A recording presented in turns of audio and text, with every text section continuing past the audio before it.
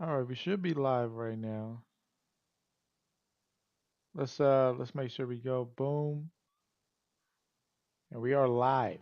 Let's get it, man. Let's get it. Let's get it. Late night edition, ladies and gentlemen. What's going on? We got to give a proper intro. We got wires in the way. We look like we're in the penitentiary. What's new? What's going on, everybody?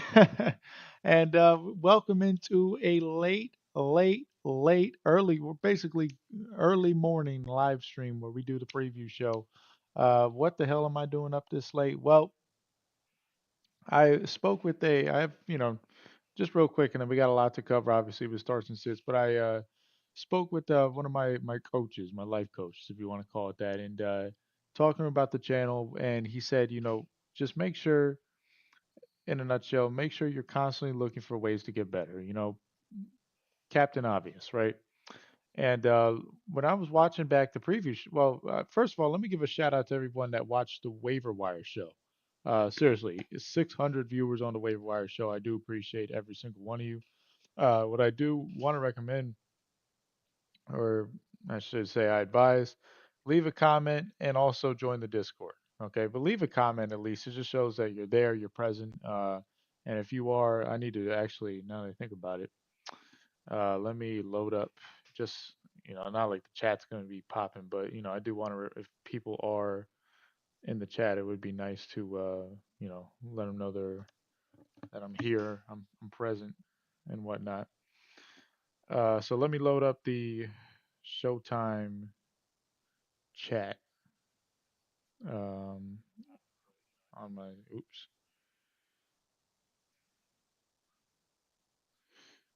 on my other phone. There we go.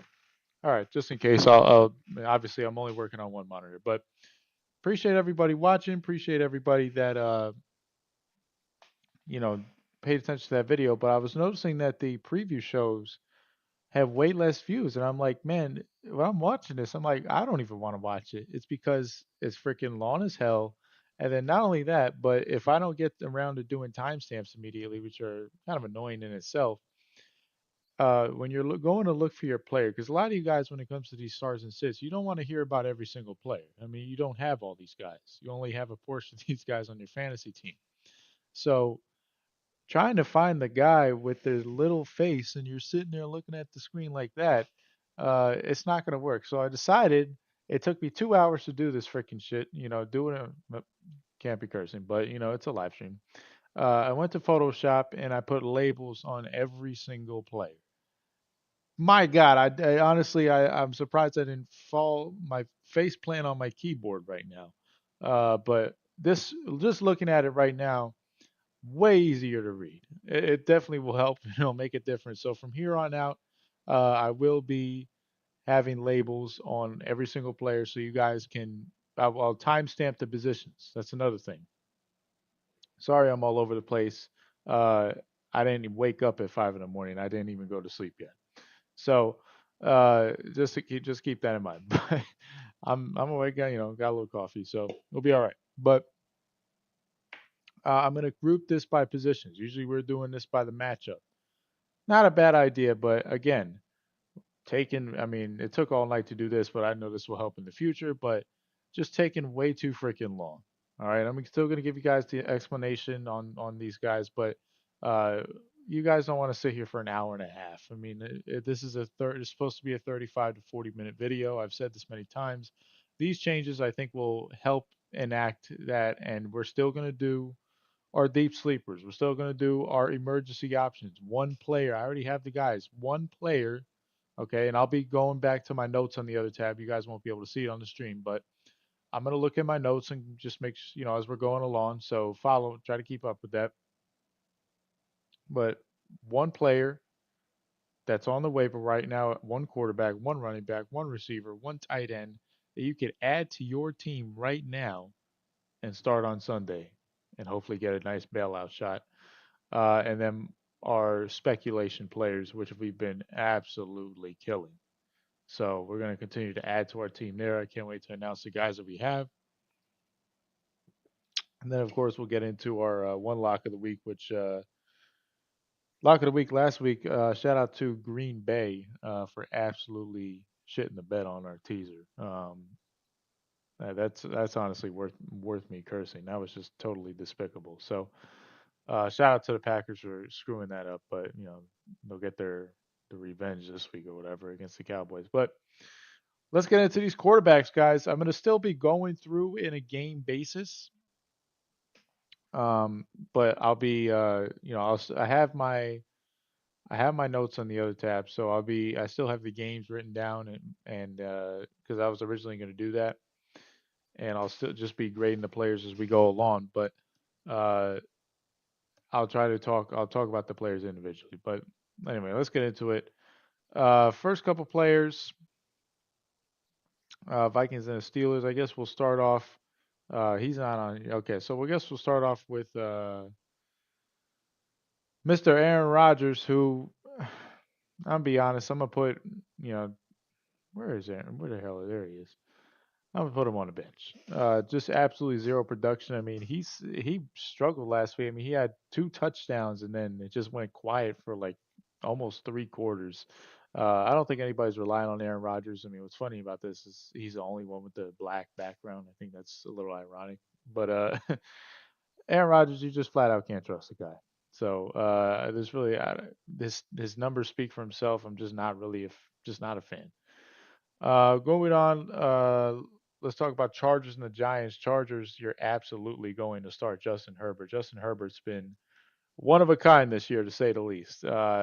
Jim Harbaugh has just put this confidence in him, and you're playing against the Giants, which I think is one of the worst defenses in the NFL, very quietly.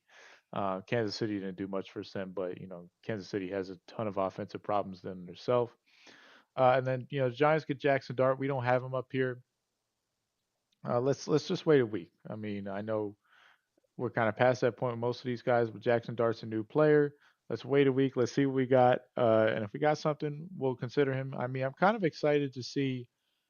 He's just see him in general, and then see for fantasy. This guy could be viable if if he has some rushing ability, which I think he's not really a elite athlete, but he showed it at Old Mississippi and then some of these option packages that they have for him that this guy could be somewhat of a viable option. So um, if that picks up over the course of the season, I think you could definitely maybe put him as a backup quarterback at the very least.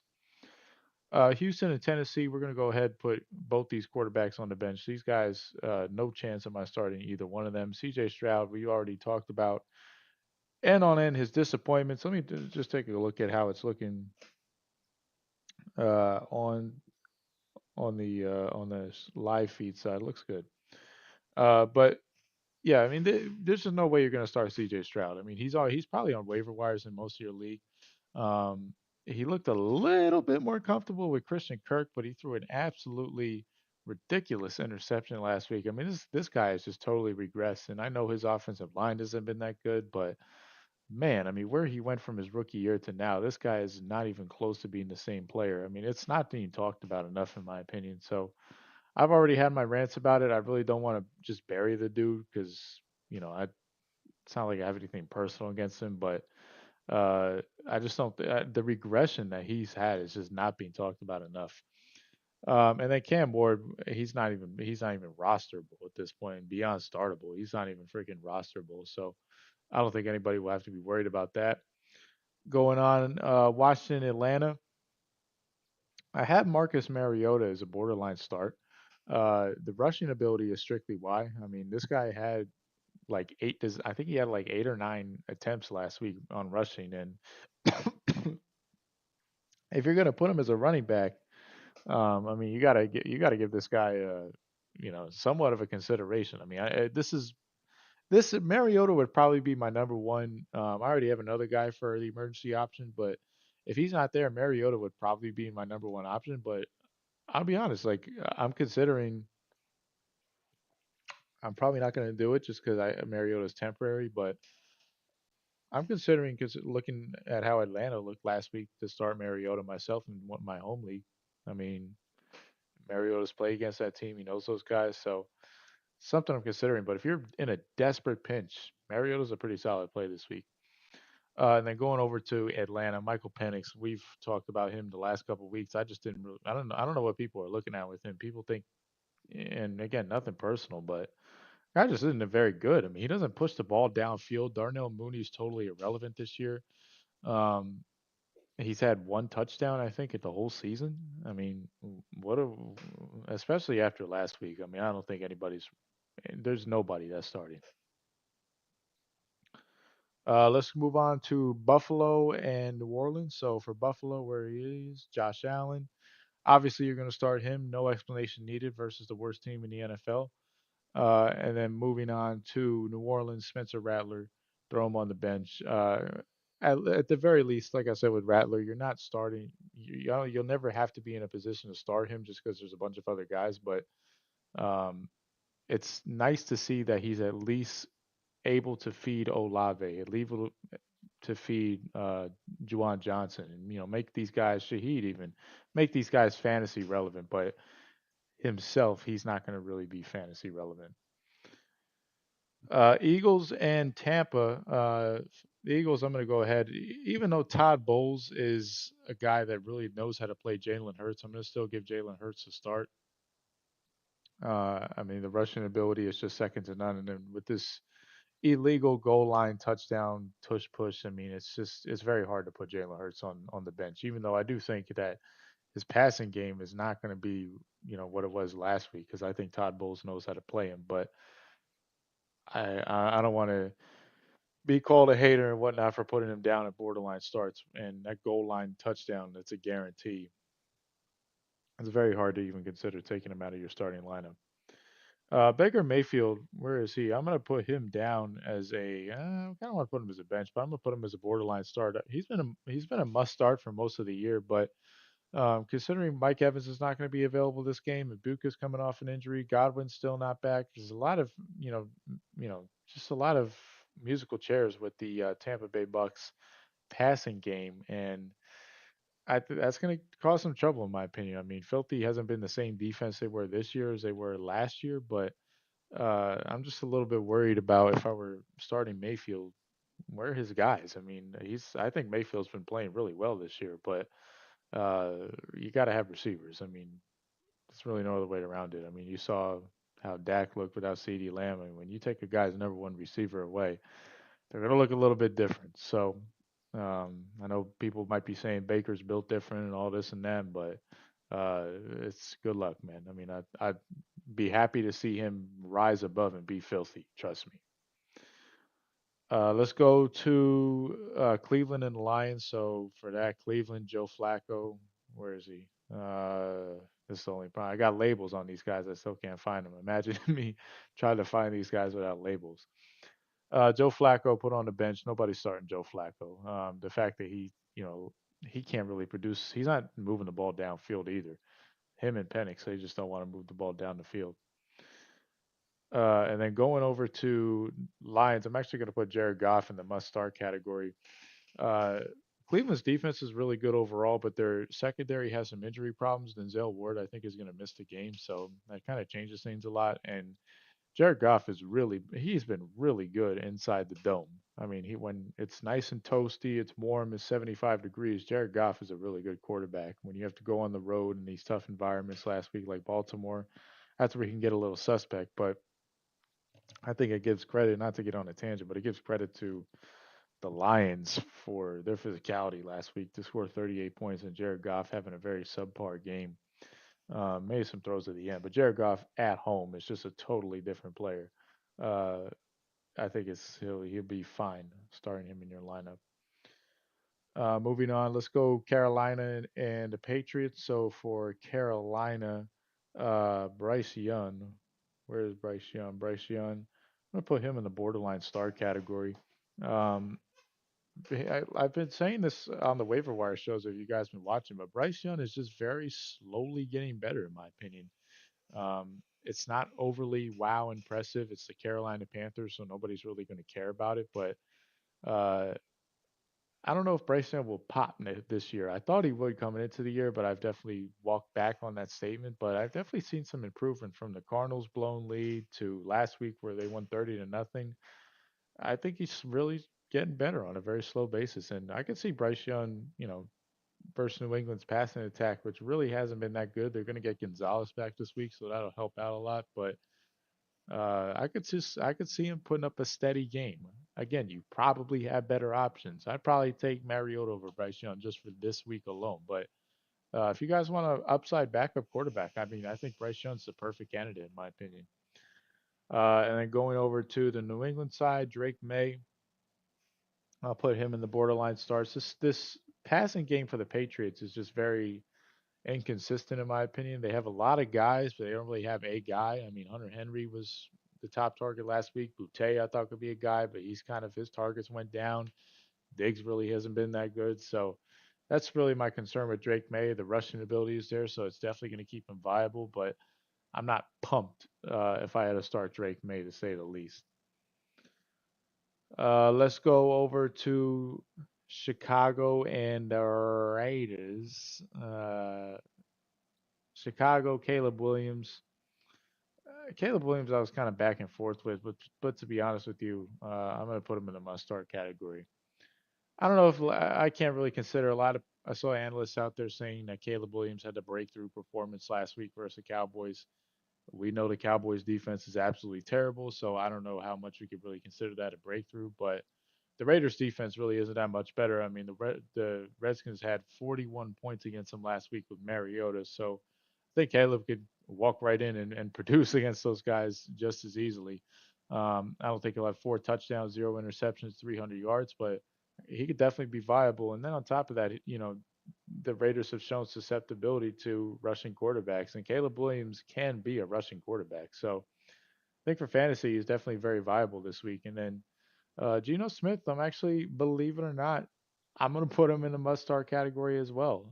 He had 3 touchdowns last week. A lot of it was in garbage time, but this Bears defense is not very good. I mean, they're just 2 weeks removed from allowing 52 points to the Lions. The Cowboys didn't really take advantage of their defense last week because Lamb was hurt. So I think with the Raiders, they'll be able to come in there and at least move the ball on pretty easily. So uh, I'm I'm confident with Geno this week. I mean, this is a really you guys shouldn't be struggling for quarterback this week to say the least. Uh, let's go Packers and the Cowboys quarterbacks. Jordan Love, you're going to put in the must start category versus the Cowboys defense. I mean, as a fan, kills me, but the truth is, when you see the Cowboys on the schedule and you got fantasy players playing the Cowboys, throw them in your lineup, even if it's the bench guys. Okay, so I mean, spoiler alert: one of my emergency options is on the Packers. Go figure. So when you see you got Packers players this week, throw them in your lineup. Is what it is. Uh, Dak, I'm going to go ahead and put him in a borderline start. I just don't know what he's going to be without CD Lamb. I, you know, always think of the world of Dak, but it's just not going to be the same without CD Lamb. So that's a obvious concern for Dak owners out there. Moving on to Jets in Miami. Justin Fields, I think he should be good to go this week, so I'll put him in the must start category.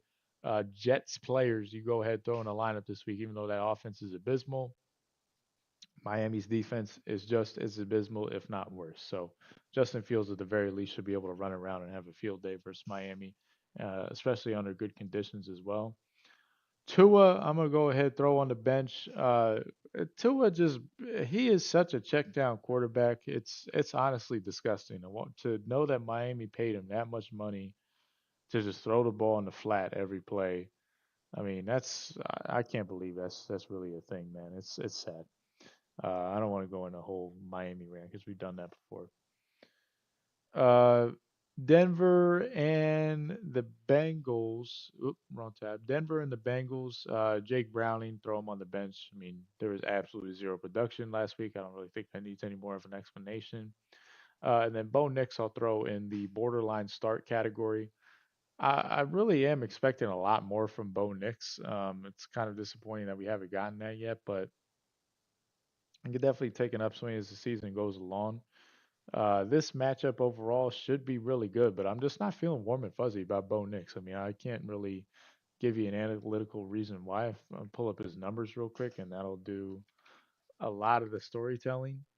But last week, 13 points versus the Chargers, 14 to 25, 153 yards. I mean, he has rushing designs, but even with the 8 carries, he's not getting a lot of points. I mean, he's a 20th ranked quarterback right now. So, uh, Just not feeling it with Bo Nix as much as I should, and I liked him a lot coming into the season.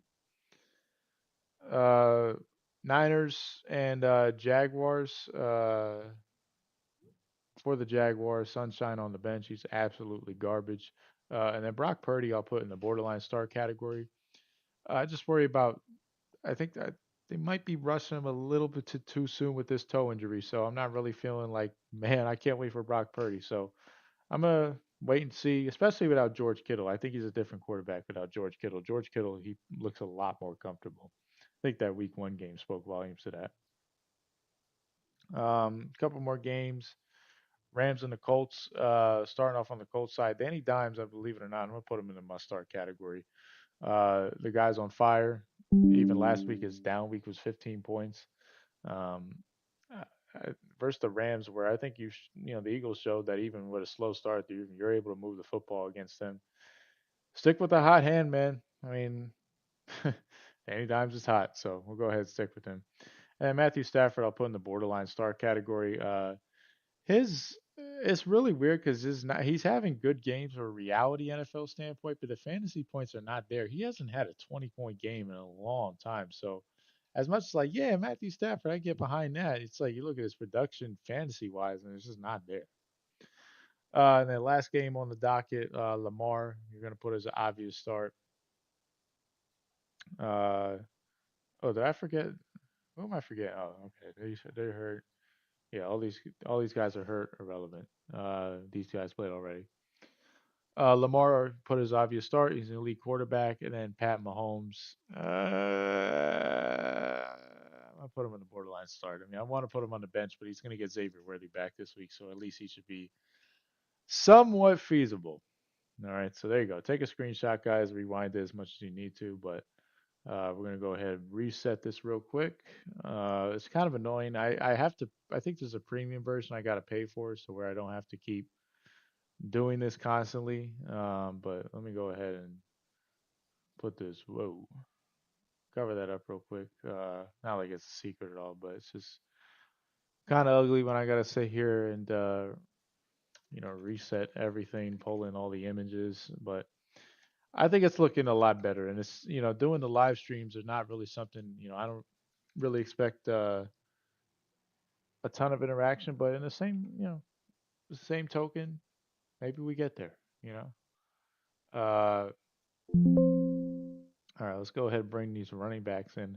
I do like how these labels look. They look a lot better. They're clean. The previous, there we go. The previous, system with just the faces just wasn't going to cut it. All right, here we go. So I have to make myself a little bit smaller. That should be good. All right, so here we go. Let's start up all the way back from the top, and we'll get right into some running backs. So I guess we'll go all the way back to our first matchup, the London game. Uh, Pittsburgh and the Vikings. So the Vikings side, Jordan Mason. Where is Mr. Mason? Where are you? There he is. You're absolutely going to start Jordan Mason. Jordan Mason looked really freaking good last week. And again, it was versus Cincinnati, so it's not something you're going, oh my God, he was, but I mean, he had 25 carries last week. The volume's off the chart. We predicted it once Aaron Jones was going to head to the IR. Uh, we were a lot bigger on Jordan Mason this offseason than Aaron Jones, so I'm kind of tooting my own horn on that. But KOC, Kevin O'Connell's really he's shown that he's going to rock with Mason, and the other guy Xavier Scott or whatever, he's kind of irrelevant. So Mason is the absolute workhorse. He is. You could honestly put him for the next 3 weeks in the same category, fantasy wise, as a Derrick Henry, and that might be an overstatement, but I feel that confident about him. And then when it comes to the Steelers side, Jalen Warren, wherever he is at, this is I mean sifting through a lot of names here. Jalen Warren, there he is. I'm gonna put him on the bench. Whoop, where'd he go? Oh, Jalen Warren. I'm gonna put him on the bench. Minnesota, they showed last week that they're gonna blitz the hell out of you, and that really doesn't show. It doesn't bode well for running backs. But I mean, Cincinnati is one of the softest teams in the NFL, so it's not really a surprise that they couldn't move anybody when Minnesota was blitzing the hell out of them. But Brian Flores is gonna shut down that run. I think he wants to test Aaron Rodgers out. Aaron Rodgers will be able to dissect the blitz, but he doesn't have the same physical reaction time as he once did. So I don't think it's going to bode well for the Steelers. Moving on to the Giants and the Chargers. The Chargers, you can give an obvious must start to Amarion Hampton. Kind of sad it came to this, but at the end of the day, that's just fantasy football. Najee Harris is out for the year. Amarion Hampton, step right up. You're a first round pick, 20 carries a game. Here you go. So sucks it has to come down to that, but it is what it is. And then Cam Scatabo, wherever I put him, uh, I do rip the guy a lot, but at the end of the day, I'm gonna still put him on the bench. He has a prime opportunity now as a starter, but this Chargers defense with Jesse Minter again, they're gonna blitz the hell out of Jackson Dart and the rookie quarterback. They smell blood. They're gonna come. Pause. But they're they're gonna come after him, and I don't really see Cam Scatabo having a good game. And I know he's fun to watch, and he runs a couple guys over, but you guys can have fun with that on your own. I'm not doing it. Houston and Tennessee. Tennessee, Tony Pollard. I'm gonna put on the bench. I mean, I put him in borderline start actually, just because of volume's sake, but not really feeling too confident about him. I mean, he has like he actually gets a consistent 20 touches a game, and the production is still blah, which is that's not really something I'm geeked about. And then going over to the Houston side, Nick Chubb, I'm gonna throw him on the bench. Not bad statistics, but the reason I'm throwing him on the bench, I think as the season goes along, we are going to get more and more and more and more of my boy Woody Marks. Where did I put Woody Marks? I swear there he is. Woody Marks, I'm gonna put it at a borderline start. More of a satellite back, more of a pass catching back. Just a guy that I think is just going to be overall featured more. And Houston's got to get some sort of short pass game, a quick game, a screen game. Help out the freaking quarterback. Help out that crappy O line. Use the running back in the passing game. I think that's one of the best ways you could do it. Get him out and get him out in space. I mean, Woody Marks isn't some dynamic back, but he's solid. I mean, Houston spent a lot of draft capital on him for a reason. Um, Nick Chubb to me versus Nick Chubb with a bad offensive line, I just don't really see a ton of production going forward. So I think the tide will turn eventually to Woody Marks, and why not start against Tennessee? I mean, that's the perfect game to test it out. Going over to Washington and Atlanta. Uh, on the Washington side, I mean, they're kind of in the what we call the running back carousel now, but JCM, I'm gonna throw him on the bench, and then when it comes to Rodriguez and McNicholas, throw them all on the bench. I'm not playing that game. They had a great matchup last week versus the Raiders, but they're a solid run defense, but uh, I don't like 3-man rotations. There's just not enough volume to go around. Everybody's just getting their own, and it's not sexy. So sorry, I'm not going to participate in that. Bijan, you're going to throw as an obvious must start for obvious reasons, and then Algiers. I don't really think this is an Algiers game, if I'm being honest. Excuse me. So I'm gonna go ahead and throw him on the bench. I think this is really more of a Bijan game. Atlanta's got to get this passing game going. I mean, this is not that passing game last week was absolutely hideous. I mean, they fired the receiver coach this week. I don't really see them grinding out the game like they did against Minnesota. I seen them kind of like, let's get going down the field. Let's kind of put some fear in these teams. New Orleans and Buffalo. Starting off with Alvin Kamara, wherever he is. Mr. Kamara, step right up. Wherever you are, there he is. Must start for sure.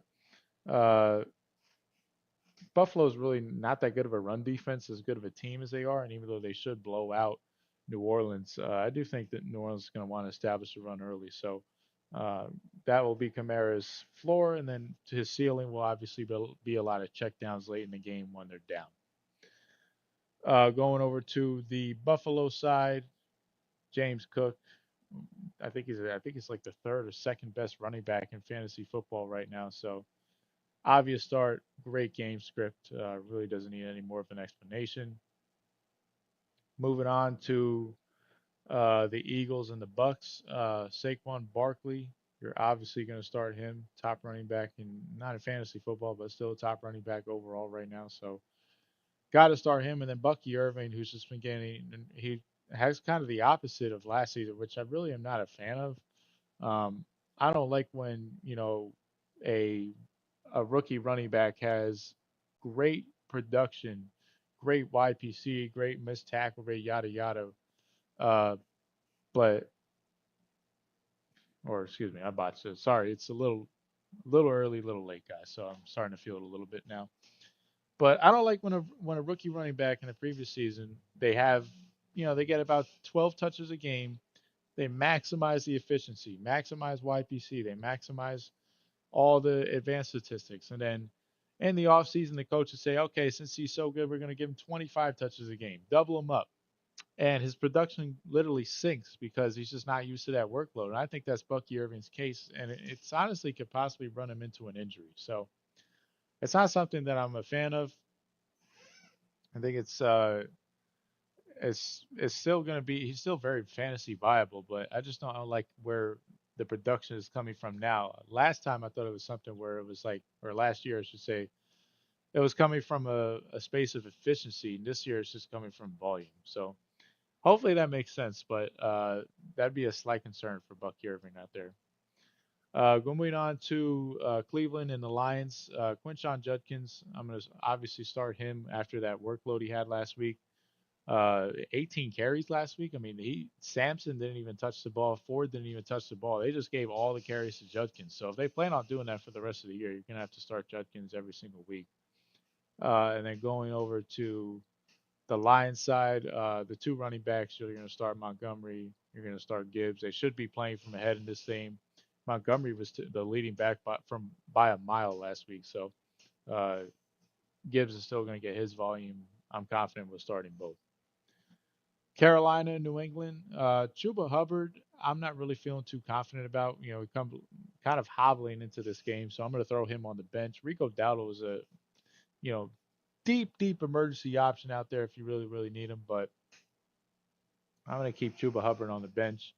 And then when it comes to the New England backfield, Travion Henderson I'll put as a borderline start. I think he'll get a little bit more volume this week, but kind of concerned me is last week he got an opportunity with Ramondre Stevenson fumbling and didn't really do much with it.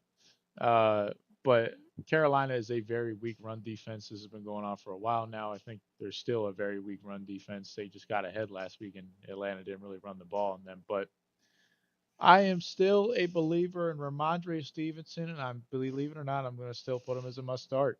Uh, Mike Vrabel came out on you know yesterday at this point Friday and said we're not gonna spank Ramondre Stevenson. He's not gonna have be in a timeout. We're gonna not act like it didn't happen, but we're not gonna punish him. And I believe it. I think Mike Vrabel's a big fan of Ramondre Stevenson because he reminds him a little bit of Derrick Henry, just that type of build.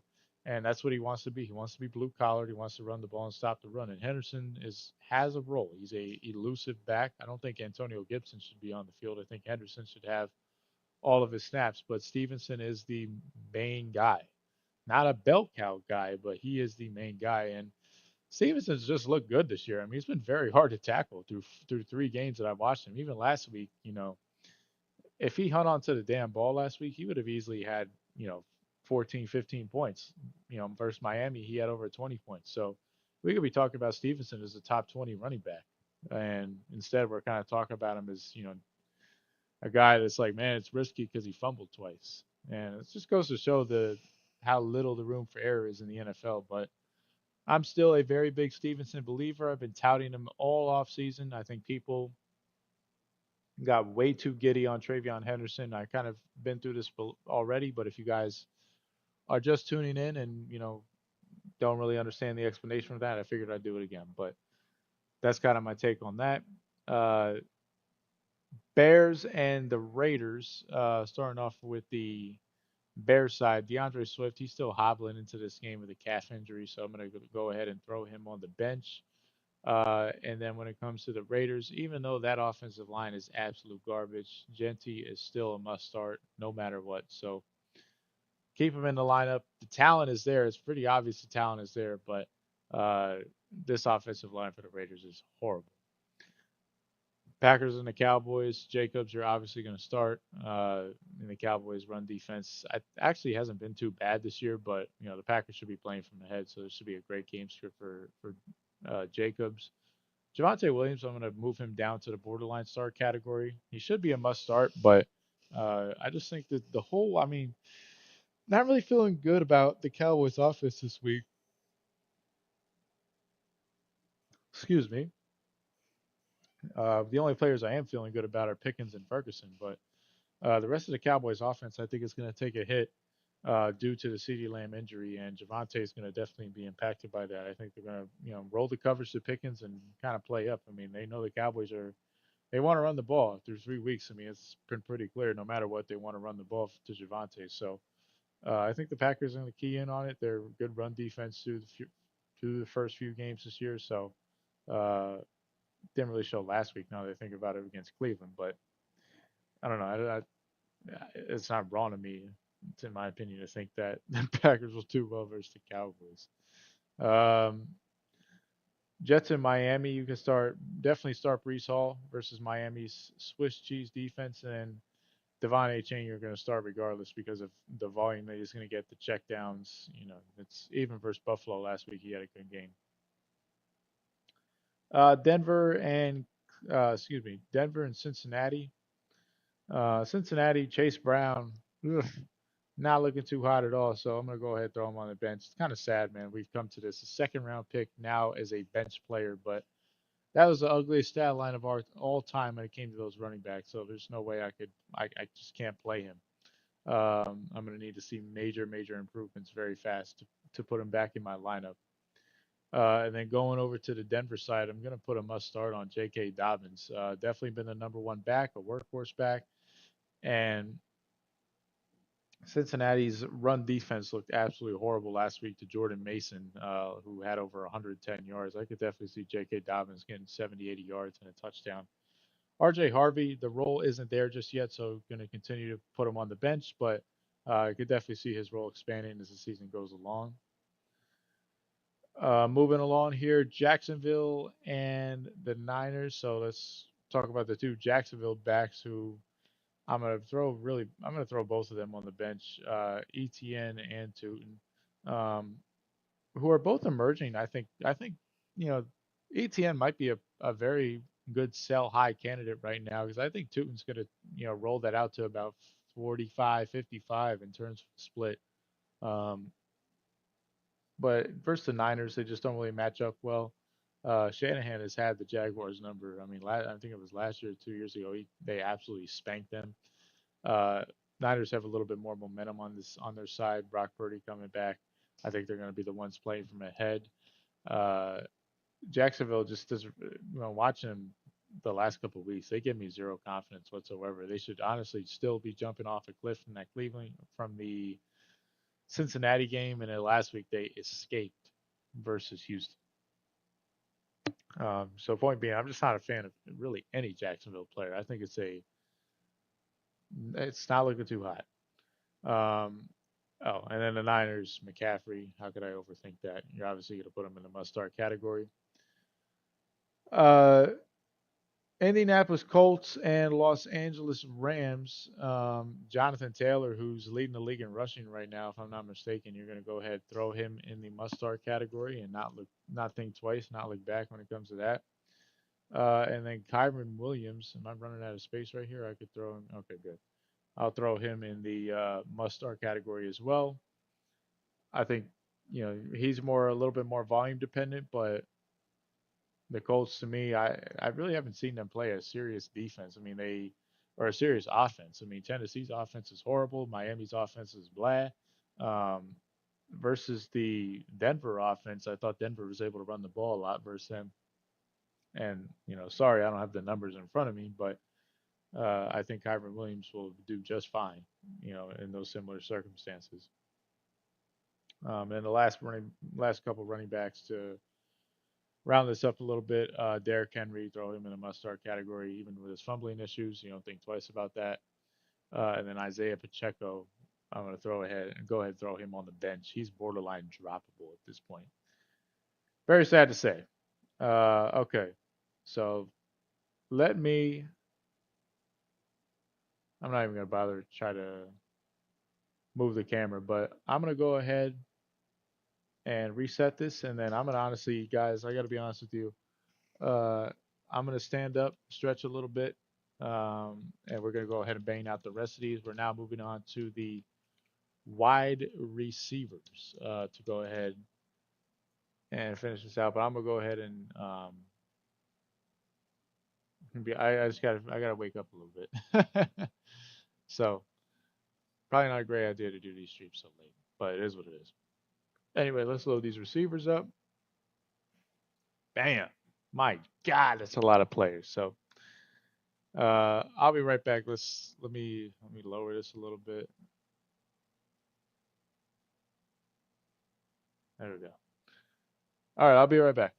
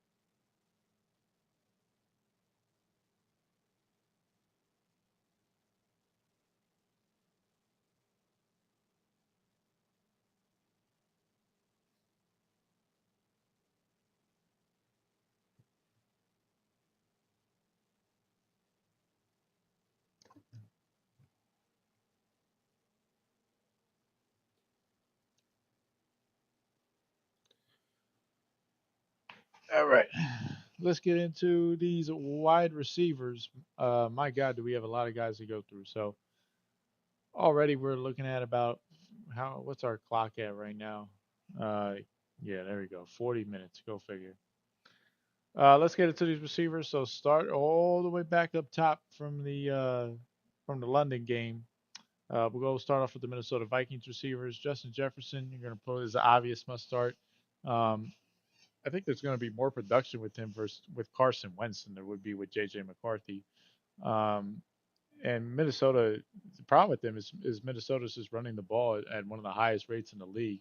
They're just not passing. So uh, that alone, I mean, it's really not a Justin Jefferson problem. So I'm going to continue to start him. It's not like he's had any dud games. I mean, he's not in the script. There's really no other way to put it. And then Jordan Addison, I'm going to keep him on the bench. I know coming off that 3 game suspension, I love Jordan Addison. I'm so excited to see him back. Oh my God. But uh, as the more and more I prep for this, I'm like, let me wait. Minnesota's just not passing the ball like they were last year. There's really no other way to draw it up. It's really annoying to be honest with you. And then going over to the Steelers side, DK Metcalf, who was the number one receiver on the team and really, I guess, is kind of the only receiver on that team, it's just been kind of underwhelming, if I got to be honest with you. I mean, if you guys know me, I'm not really a big fan of Metcalf. I don't really have a lot of stock in DK Metcalf, but similar to Jefferson, 32 overall, 11, 12 points per game. Eh, no deep bombs, nothing explosive, just very vanilla. Not really, just been kind of bad on DK Metcalf. So I don't think a lot of you guys should have him if you've been following my board. Going on to the Chargers and the Giants. Continue the theme with the Chargers. You're going to go ahead and start all their guys. So Keenan Allen, you go ahead and start. McConkey, I think will be fine. I know a lot of people have concerns about him. He's a guy, you know, probably should be buying right now. And if you're an owner, just kind of push through. I think he'll be okay. And then even I'm going to start Quentin Johnson as well. I think he'll be just fine. I mean, this look, I'm not, I know I'm a Cowboys fan, but I mean, the Giants' defense is not good. I'm telling you right now. Those corners are horrible. That secondary is disgustingly bad. So you can, I think there's enough volume to go around. I mean, I don't think Herbert will have any problem throwing the ball on these guys. And then going over to the Giants, where they really only have two receivers. Number one, Malik Neighbors. Interesting to see how it'll look, but it's Malik Neighbors. I still think, Jackson Dart's got to be somewhat of an upgrade. I don't think they'll wait till the freaking third quarter to get him the football. They're going to get him going early. He's probably complaining a lot this past week too, and probably would have factored in for the quarterback change. So I think they're going to get him the ball early and often. And then Wandell Robinson, I'm going to throw him on the bench. Let me see him with Jackson Dart. Let me see the connection. He might not target him as much, so just something to keep an eye out. But I don't know what the connection is going to be. I mean, I gotta let's forecast it a little bit first. Um, Starting off with the let's go Tennessee and Houston. So the Tennessee side, oh, Ayomanor I'm going to throw on the bench, and then Calvin Ridley wherever he is. Once we find him, I'm going to throw him on the bench as well. Uh, this Houston defense actually isn't that bad. I mean, they have corners, Petrie, Stanley. They got somewhat of a pass rush. They just don't have any offense. So I think this will be kind of a similar script to it was last week. I can very well see Houston winning the game 17-10 in a very ugly win, but that's not going to bode well for fantasy at all. And Cam Ward, who's kind of a struggling rookie quarterback, I don't see it. I mean, Yomanor versus the Colts, I think it was just a little bit more. Colts were just kind of playing back because they got up so much, but Houston, I think their offense isn't as good to where they'll coast up many touchdowns. So they're going to play tight, and I'm not really a big fan of Tennessee this week for fantasy.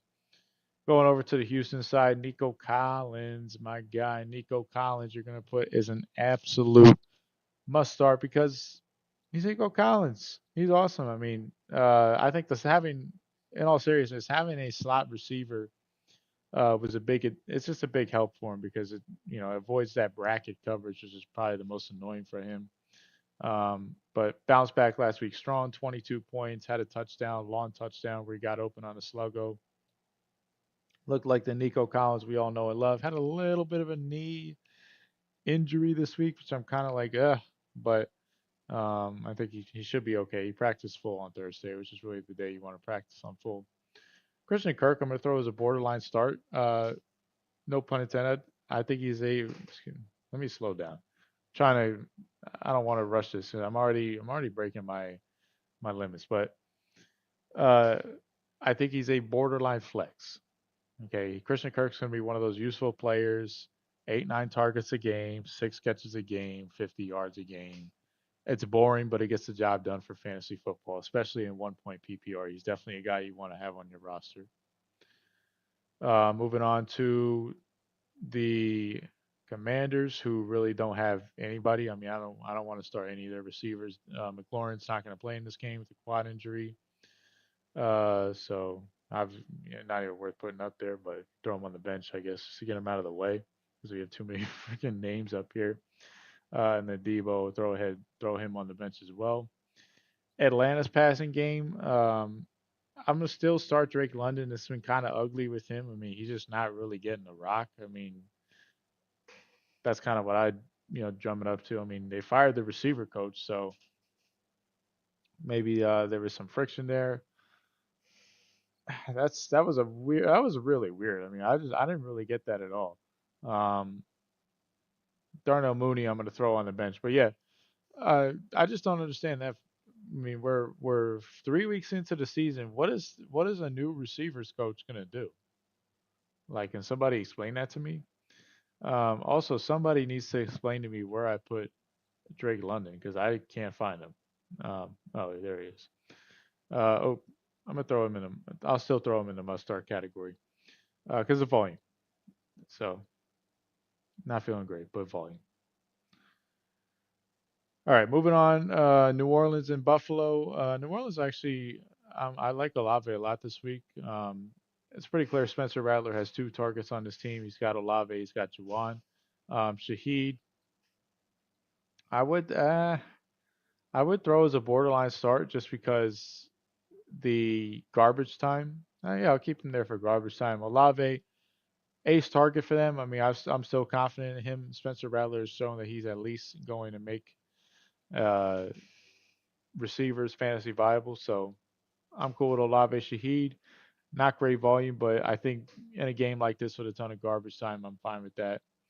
And then the Bills receivers, I'm not really feeling all that warm and fuzzy about. Keon Coleman, I'm going to throw on the bench. Just not really any usage the last couple of weeks. I don't know if that'll continue with a negative game script when it comes to passing the football. I just don't really see any of these guys doing well. And then Shakir, I'm going to put as a borderline start just because I think he'll get the targets, which is, very similar to a Christian Kirk. He'll have a similar six for, last week it was a 4 for 40 and a touchdown. That could definitely be in the cards. He's safe, but not a ton of upside. Um, moving on to let's go Filthy and the Bucks. I know Filthy got their passing game going last week, but I'm really going to throw both of those guys in the borderline star category. They got it going, but am I really confident about him? Lie detector test on me? Absolutely not.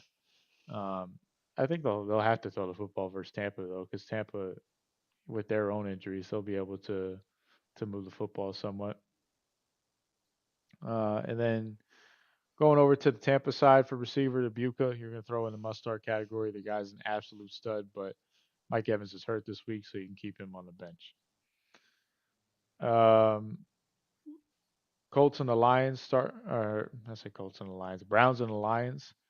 Starting off with the Brown side, this whole passing game garbage. Joe Flacco really isn't doing much to help out, but Cedric Tillman's numbers are really bad, and then Jerry Judy, he's just can't catch the football, not good, not even getting red zone targets. I mean, not honestly, he could be borderline droppable in his own right. So just not feeling confident about anybody in that Browns passing game, so I'll throw them on the bench. Going over to the Lions side, JMO, I'm going to throw as a borderline start. Kind of a spike week player. I could definitely see a spike week happening, but it's just too volatile. It's between either he's going to get 4 points or he's going to get 18 points. So to me, that's a yellow. It's a proceed with caution. It's probably the best way to put it. And then Amon St. Brown, he's has no caution to him whatsoever. So you'll obviously start him every single week. Going over to Carolina and New England. Starting off on the Carolina side, Hunter Renfrow, I think, is a borderline start. He's going to go up to the receiver two this week. Xavier Legette is out with a foot injury or shoulder injury, foot injury, one of the two. And that's not looking good. Coker's still a little ways back. So Renfro's the wide receiver too. Jatavion Sanders, now that I think about it, he's also hurt, I believe. So Renfro's got a lot of clear path for targets. I mean, I think he can have more targets than Christian Kirk than Shakir. I mean, he can. There's a lot of opportunity this week for Hunter Renfro. And then Ted McMillan, he got all clear. He's an absolute stud. I mean, the numbers, excuse me, guys, but the numbers is probably should go to sleep after this. But the numbers aren't all the way there for Ted McMillan, but um, I think the on game tape ability is absolutely there. And then going over to the New England side, not feeling confident about any of these guys. Stephon Diggs on the bench really hasn't been doing anything, and then Kayshon Boutte, keep him on the bench as well. There's no targets, which kind of sucks because I'm a big Kayshon Boutte guy. Going over to the Bears and the Raiders, I think you got a lot of fantasy viable receivers in this game, considering these two secondaries really aren't that good. Starting off with the Bears side, Odunze, you're going to throw in the absolute must-start category. Uh, Wide receiver three on the year, touchdown in every single game. The guy is really looking like a year two breakout. And considering what his draft profile was, to me, that's not a big surprise. DJ Moore, not really a big fan of him, at all for fantasy. A lot of it due to Caleb and whatnot, but I'm going to throw him in the must start category because the Raiders secondary just isn't good.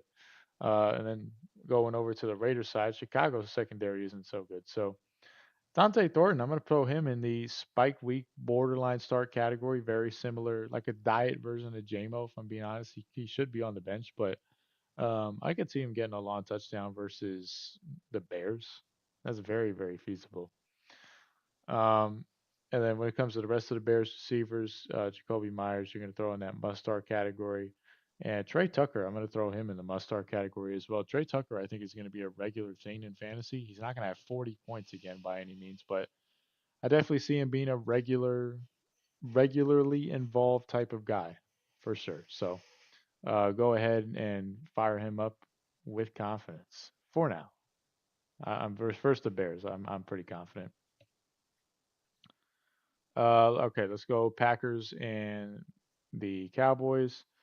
Dontavius Wicks, he's my emergency option, so I'm going to throw him in the. I'll talk about him more later. Borderline start. Matthew Golden, I'll throw him in borderline start as well. Just need that volume to climb a little bit. I could definitely see Matthew Golden having a 100-yard game versus the Cowboys, but we need to see that volume climb a little bit just to click for a must start. Romeo Dobbs, I'm going to throw him in a must start category. He annihilated the Cowboys in the playoff game with like 150 yards. Um, Virtually the same personnel out there. So that shouldn't really change. I don't think of 150, but he's on the field for like every single play, runs 90% something of the routes. He's going to be very viable in this game. Going over to the Cowboys side, excuse me. Really only one guy. Obviously, Lamb's not going to play this week because he's hurt. So George Pickens, it leaves him an opportunity to get all the targets, all the volume, step up, be the number one receiver. This is a big game for George Pickens. He wants to get paid in the offseason. He's already mostly on his best behavior. So, uh, this is time to step up to the plate. Going over to the Jets and the Dolphins. I guess we'll start off on the Jet side because there's only one guy to talk about, Garrett Wilson. He's an absolute must start. And then going over to the Dolphins side, both Tyreek and Mr. Jalen Waddle, I'm going to throw in the borderline start category. Just overall, this Miami offense, I really wasn't impressed. I mean, Buffalo's defense, I don't think is that good. I mean, they're a good team, but I don't think Buffalo's defense is that good. And especially when they're missing Matt Milano, that's a huge piece for them. So, Dolphins were able to move the ball, have some sort of success, but you watch the Dolphins offense through the first couple of weeks. I think it was, it's pretty rough. I got to be honest with you. And Tyreek and Waddle, I think those explosive games are just gone. And Tua's not playing good at all.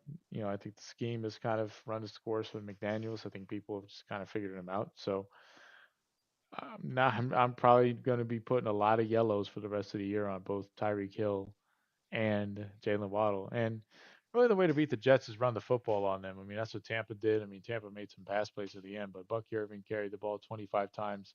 This Jets defense is more susceptible to the run as of right now. Going over to the Bengals and the Broncos.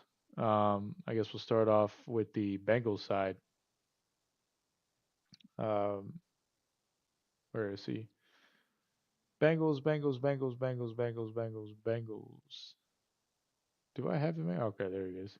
Jamar Chase, obvious must start, even with Jake Browning. I don't really see Jamar Chase kind of. I don't see him skipping a beat. I got to be honest with you. They're going to design touches to get him involved. I mean, they were trying to do that last week before the game got away from him. T. Higgins is who I'd be a little concerned about. I'm going to move him down to the borderline star category. Just again, I mean, I pretty much watched that whole blowout because of Chase Brown. So, and Jordan Mason, I have a lot of stock in too. So, um, anytime the ball had to go to T. Higgins, it was a lot of prayers, a lot of just like, F it, go make a play, and that's just not really designed for fantasy. I mean, it could be spike week potential for sure, but that's not really designed for consistent fantasy performance. Going over to the Denver side, Cortland Sutton, he's pretty clear. That's all they got at receiver, so they're going to go ahead and use him. 23 points last week from by the half. So definitely continue to start him. And then Troy Franklin, I'm going to move him down to the borderline start category. Cincinnati's defense still isn't that good in my opinion, so I'm going to continue testing him out until they prove me otherwise. Not a great game from Troy Franklin, but if I got to be honest with you, don't panic on Troy Franklin. You know, he's a guy that still was on the field for, let me check. Troy Franklin was on the field still for 80% of the snaps. So really wouldn't panic about that one, guys. I know a lot of people are like, oh man, he didn't have the 8 for 80, but no, I said don't go crazy and expect Sean Payton will get a little goofy, but at least he was still on the field. That's the most important thing because then that's up everything's up to him to control. Jacksonville and the Niners, starting off with Jacksonville side. My God, is it ugly? Travis Hunter's a bench player as of right now. With the snaps on defense, I just don't think he's all the way there as a wide receiver, and it's not really his fault. I mean, you're going bits, receiver room, DB room, receiver room, DB room, meeting with the receivers coach and the DB coach. I mean, there's only so many hours in a day, and I don't think the guy wants to sleep at the facility. So, not accusing him that he doesn't work hard or any of that, but um, it's very hard for him to see this in a position when he's constantly, with two freaking positions. This is a lot different. It's not as linear of a progression. Brian Thomas, I'm going to put him in the borderline start category, not even close to the must start because of Sunshine. Uh, where's the media criticizing Sunshine? It's a little odd in my opinion. I mean, I'd be ripping the guy, but doesn't make any sense to me. Uh, the Colts and the Rams. Let's start off with the Colts side. Michael Pittman Jr. You're going to keep him in your must-start category. Has had some really good performances over the last couple of weeks. I think he's established himself. He's the guy, not Warren, not Downs, not A.D. Mitchell, not Pierce. I mean, he is the guy. So I think he's finally established that with Danny Dimes, and I expect Danny Dimes to continue to feed him. Um, Josh Downs, I'm going to put in the borderline star category. I could see Josh Downs having a particularly decent game this week versus the Rams. I forget who I remember looking up the Rams slot corner. He didn't look like he had an impressive resume. So I could see Josh Downs kind of stepping up and, kind of making hey, remember I'm here type of week. So I forget who is that Rams? There's a no name corner that they have in the slot, I'm pretty sure. So I thinking Downs would be able to take advantage of that. And then going over to the Rams side, Puka Nacua, obvious must start. One of the probably the best player in fantasy right now, for being honest. And then Devontae Adams, I'm going to move him down to the borderline start category. I just worry a little bit, just a little bit, um, about the volume uh, and the fact that I think the Rams are going to be trying to run the ball, run the ball, run the ball, run the ball versus the Colts. Kind of take a similar approach that Denver took. So I'm not seeing a ton of volume for Devontae Adams in this game. And here we go. The last game on the docket before I got to take another break. Ravens and the Chiefs. This will be pretty simple. The Ravens, I know Zay Flowers had a bad game. A lot of fantasy managers felt burned, yada, yada, yada. But I think he'll be A-OK. Oh, excuse me. I didn't even do the 49ers side, but that's all there is for the Ravens. 49ers, Ricky Pearsall, I'm going to throw in the must-start category. I mean, had 100 yards last week. It's clear he's a receiver one. Jauan Jennings, I'm going to keep him down in the borderline start category coming off an injury. I kind of want to see what he can do. So um, that's why I'm not really rushing to start him by any stretch of the imagination. And then, yeah, Ravens, we already talked about Zay Flowers. Rashad Bateman, keep him on the bench. Not really feeling a big week from him. And then, yeah, I guess we'll go same thing across the board. Marquise Brown, borderline start, and then Xavier Worthy, a borderline start. Uh, Marquise Brown, I think he's kind of He's run his course in this league, and then Xavier Worthy coming off the shoulder. I'm a little, excuse me, I'm a little worried about it. I mean, I'm not really feeling too, you know, warm and fuzzy about Xavier Worthy, if I got to be honest with you. All right, guys. I got to take another break, and then we'll finish up with these tight ends. And then once we get done with the tight ends, we'll roll right into our goodies segment, where we're going to talk about the emergency options, deep sleepers, the lock of the week, and then I'll face plant this keyboard and go right to sleep. We're gonna start these a lot earlier. I mean, there's no reason to be starting them this late, aside from putting labels on these guys. But hey, look at. I'm just looking at it right now. It looks better. You know, there's nothing I can't argue that. I'm going to go to sleep and then wake up and rewatch this video and be like, man, it's a lot more pleasant to look at. Where as in the first couple of weeks, it was like, you know, not that good at all. But we'll round up with these tight ends. I'm gonna take another break to kind of stretch, let loose, rip one out. I'm kidding, but I'm sure you guys get the point.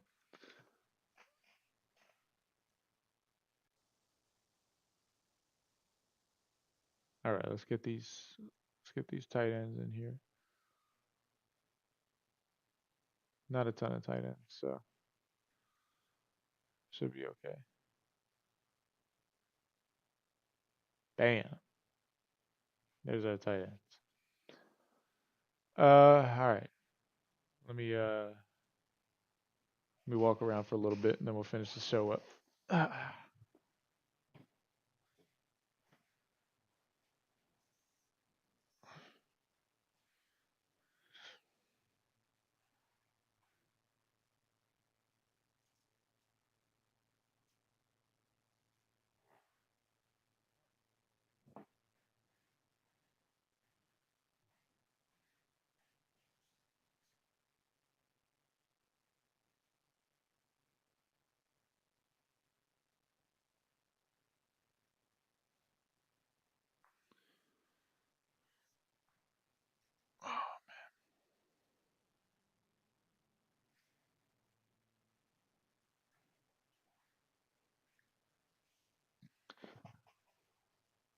All right. I just realized I didn't even cut my mic. Not like I said anything anyway. Always careful when you're live streaming. Leave a like, guys. Join the Discord, all that good stuff. Let's finish up with these tight ends. Pause. But starting back up from the top, TJ Hawkinson finally came to life. Finally had a touchdown. Finally woke up. I'm cool with TJ Hawkinson starting him. Carson Wentz showed that he's able to produce him. JJ McCarthy, not so much, but we're playing with Carson Wentz this week, so I'm cool with starting Hawkinson with a lot more confidence. The Pittsburgh tight ends just miss me. I've talked about it last week. I don't want to deal with Joe New. Sorry, my nose is itching. Um, but yeah, I don't want to deal with Joe New. I don't want to deal with Fryermuth. I don't think I put Fryermuth on here. I don't want to deal with those guys. I don't want to play musical chairs with tight ends. Kind of the same thing with the Cleveland, um, which I guess we'll get it out of the way now. Fannin and Njoku, I'm going to put them both on the bench. Jesus Christ. What the hell is going on? It's like I didn't do I swear, guys, I didn't do a line. All right, my nose would be bloody and my eyeballs would feel like they're gonna pop out of my head. But I don't want to play, just musical chairs with tight ends. I mean, it's the volume is already hard enough to come by with tight ends. So when you're trying to go through a split at tight end, it's just too difficult. I mean, it's good for reality football, but for fantasy football, no, thank you.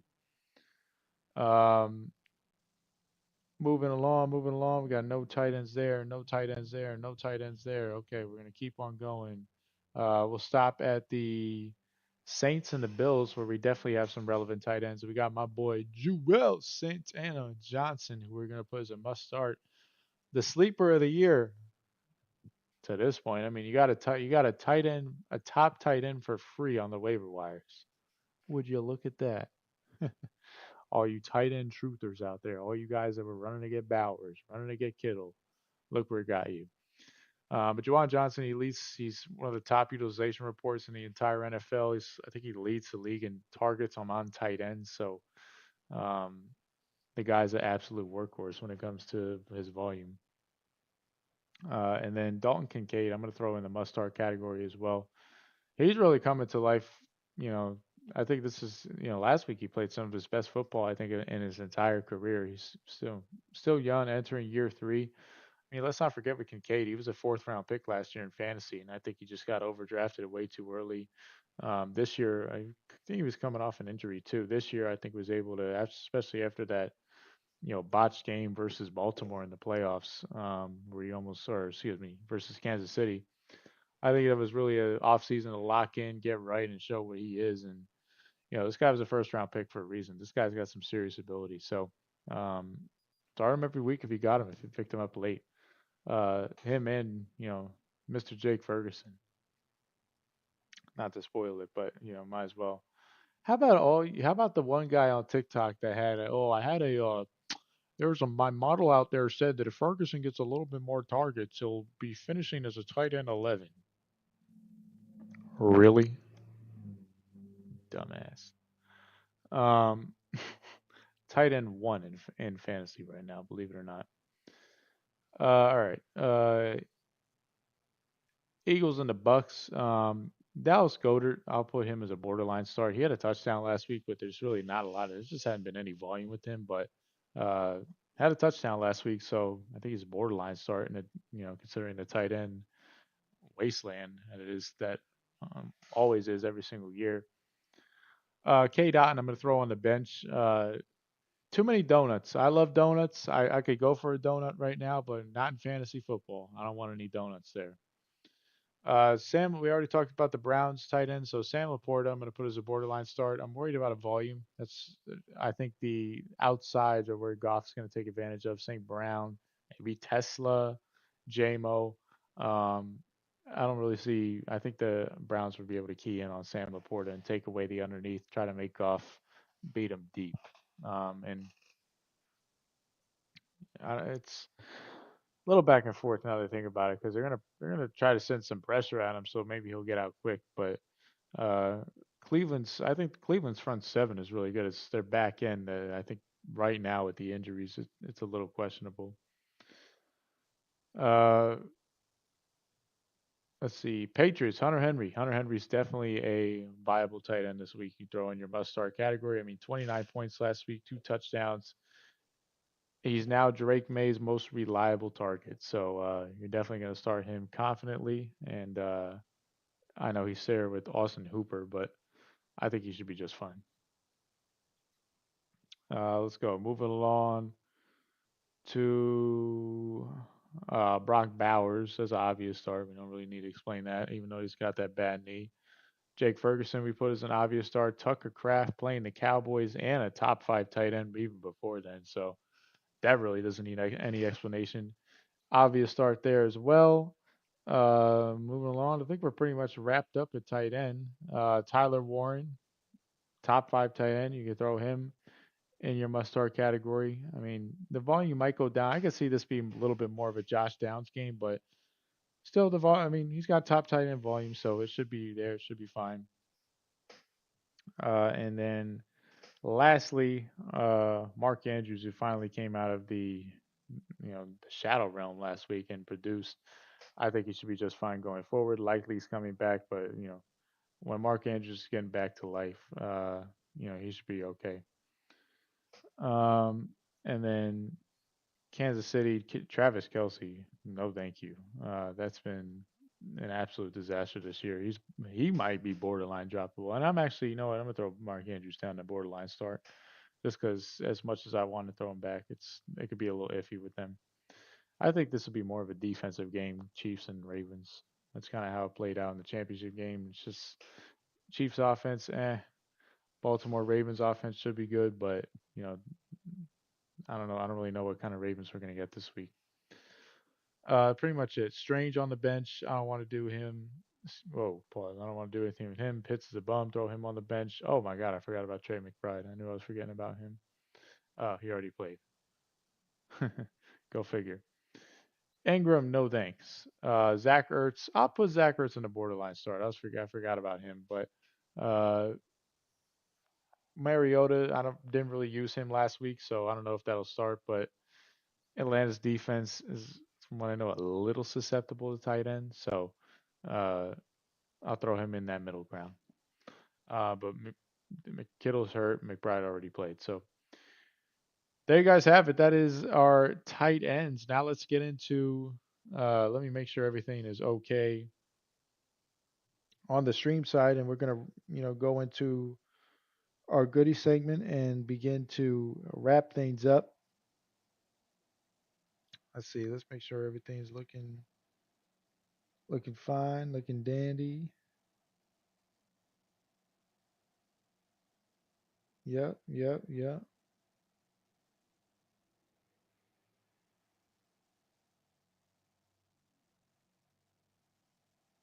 All right, that's good.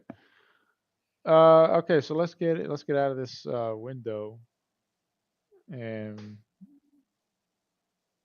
let's get into our sleeper window. Bam.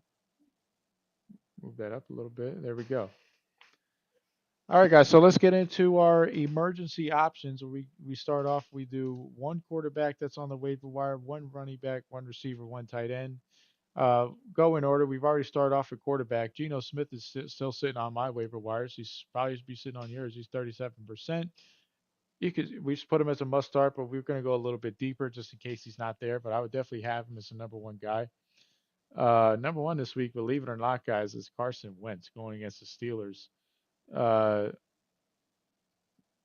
an okay matchup. I just think I'm really having a lot of trust in just Kevin O'Connell. I mean, he was really able to settle Carson Wentz down in a way I've never seen Carson Wentz settle down like that in years. I mean, Carson Wentz is a broken player every freaking time I've seen him for the last 5 years. The guy is a complete bum. Um, Looking at the rush, you know, making erratic throws. I mean, just not a guy that was anywhere near the player he was the first couple of years in the league. But Kevin O'Connell has a way of just settling these guys down. He's almost like Harbaugh, man. Was just sprinkling the pixie dust on him and getting him to go, man. I'm gonna bet on Kevin O'Connell. The Steelers defense, I mean, they're missing a lot of guys, which is really why.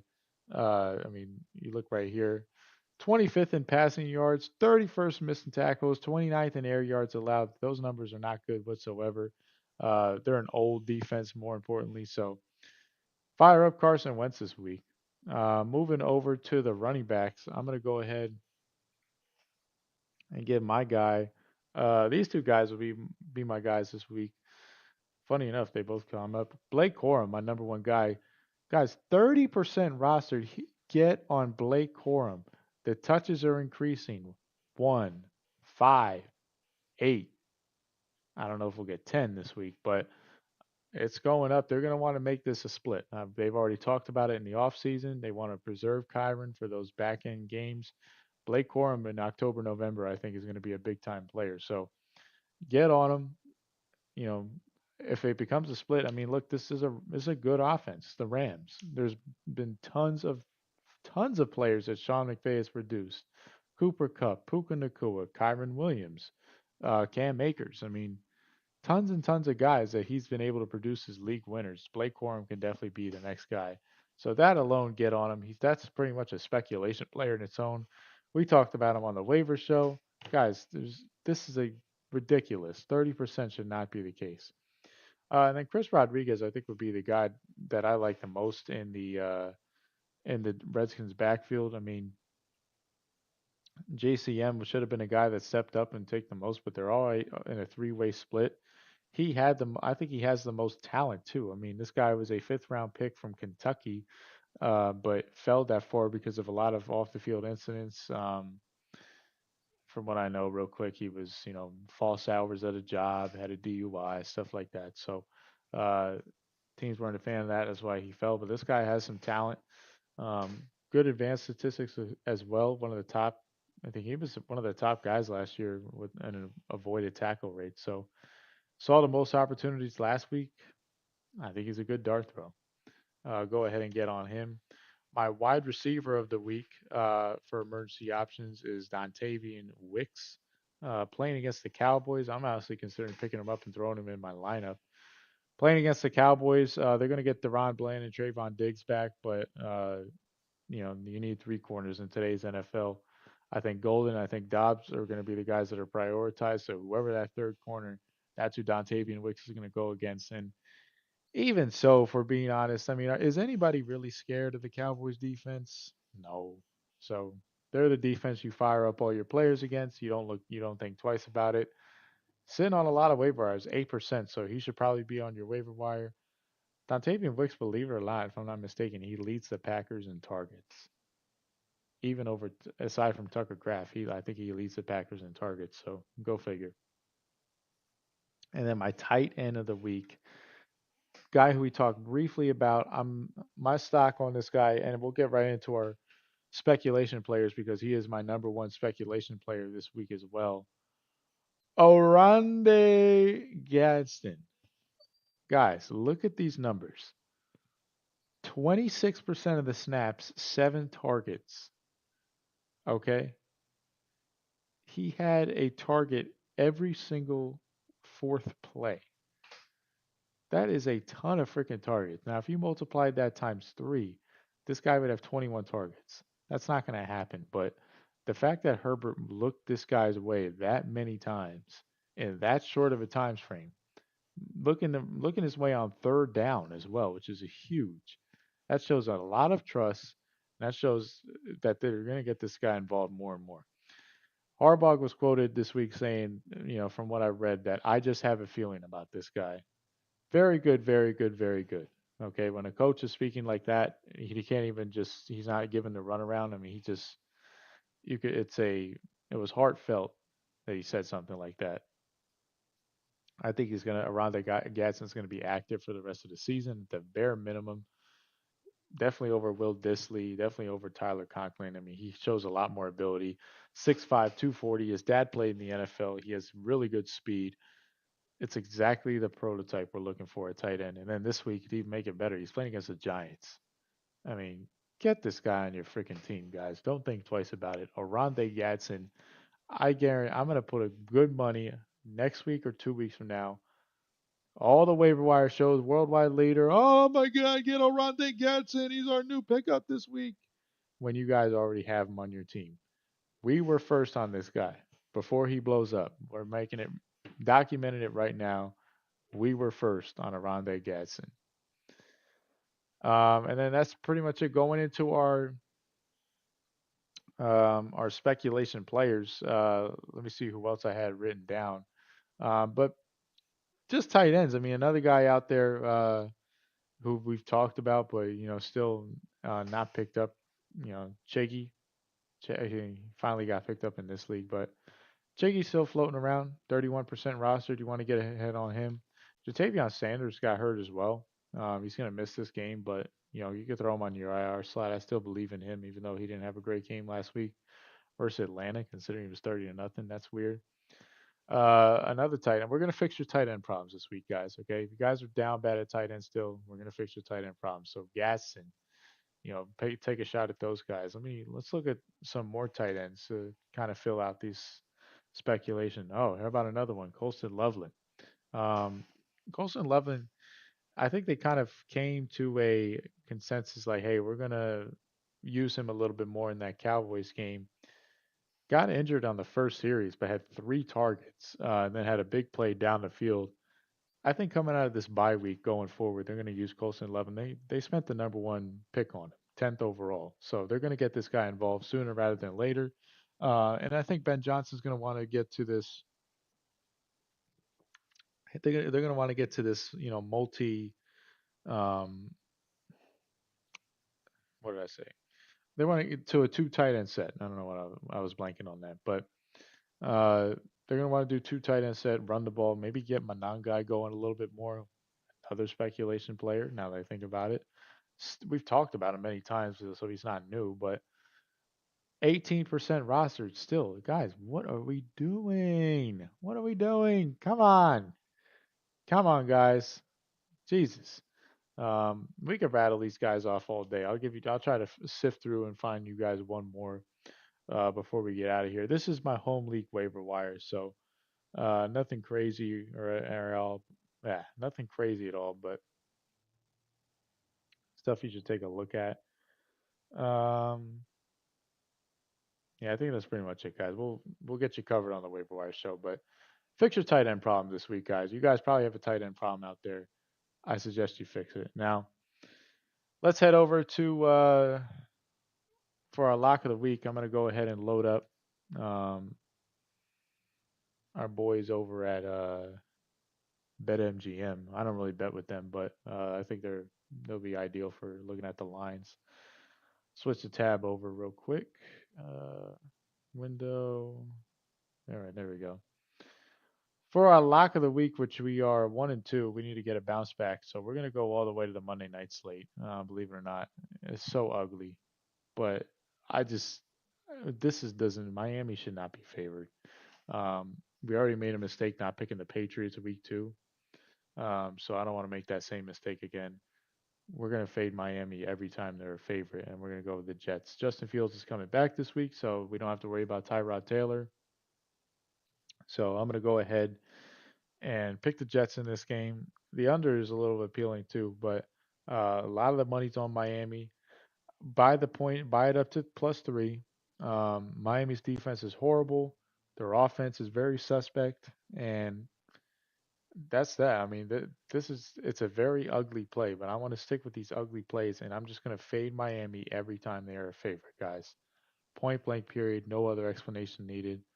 Let's get this money. I want to get out of here. I want to get to sleep, and it's already an hour 30, so go figure. But for the couple of you that joined the live stream, appreciate you watching. For you guys watching on the replay, we'll get the timestamps up. Hopefully, they're up by the time you're watching. You guys can skip through, watch your players. Appreciate you watching. Let me know. Put a comment in. Let me know what you think of the format. But I think this is the way to go. This is a lot more easier to do. So I'll see you guys on Tuesday for the waiver wire show. Take care. Peace.